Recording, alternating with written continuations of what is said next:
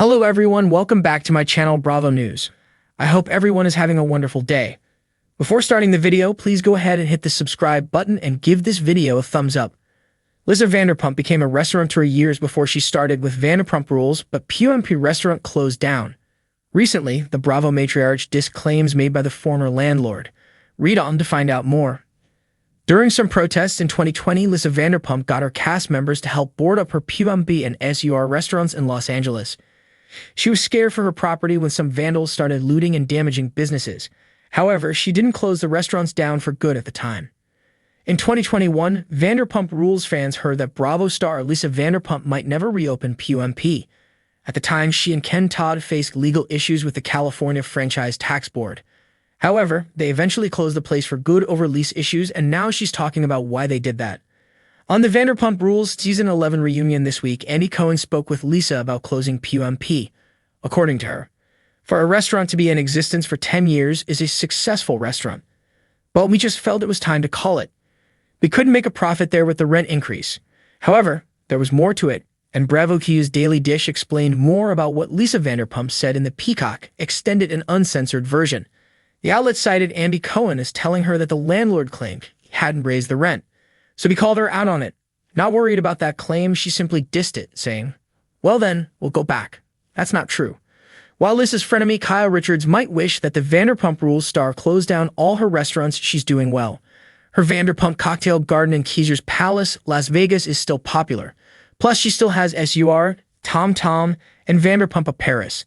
In April, she and Ken Todd opened a new restaurant called Wolf in Lake Tahoe.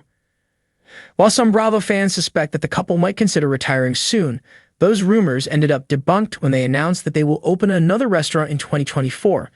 It is Pinky's by Vanderpump in the Flamingo Hotel. What are your thoughts about the landlord of the former PUMP restaurant claiming that he never raised the rent? Do you believe Lisa Vanderpump, who dissed it, as untrue? Shout out in the comments below and come back here for all your Vanderpump Rules news.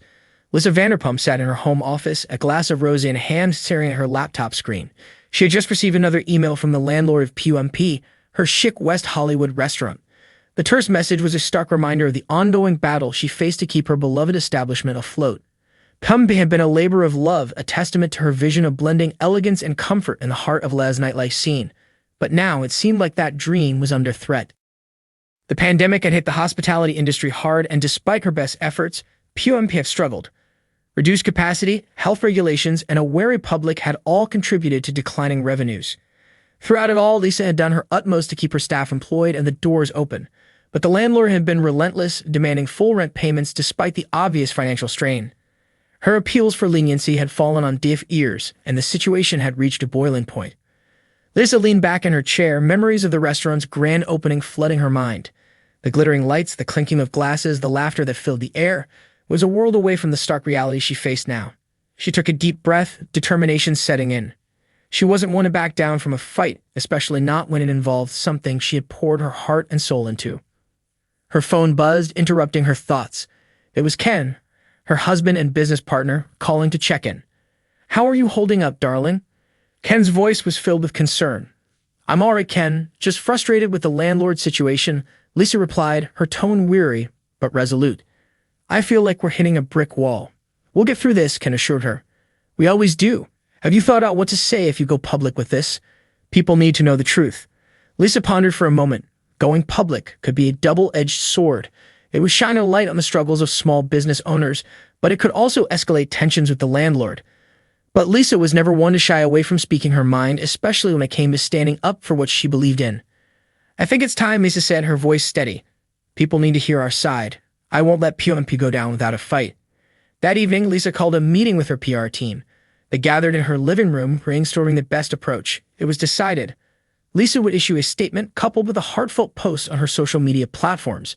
The goal was to garner public support and pressure the landlord into reconsidering his stance.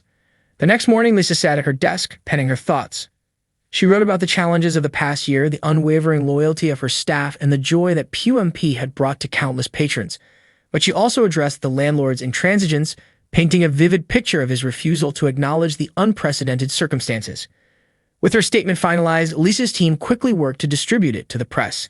Within hours, it was picked up by several major outlets and social media was abuzz with reactions. Her post on Instagram garnered thousands of likes and comments, many from loyal fans and fellow business owners expressing their support and solidarity. The backlash against the landlord was swift. The negative press and public outcry put him in a difficult position. As days passed, Lisa continued to receive messages of encouragement from all corners of the world. The outpouring of support bolstered her resolve.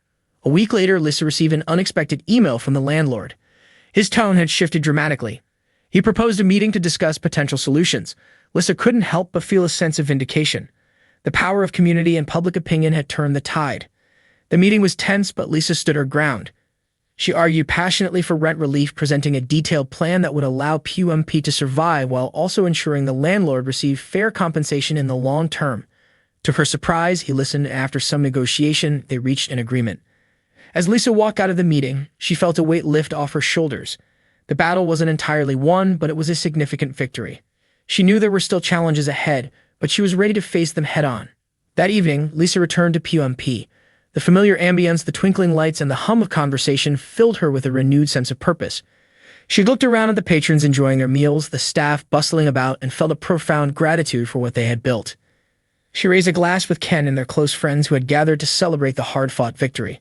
To PUMP, she toasted, her voice filled with emotion.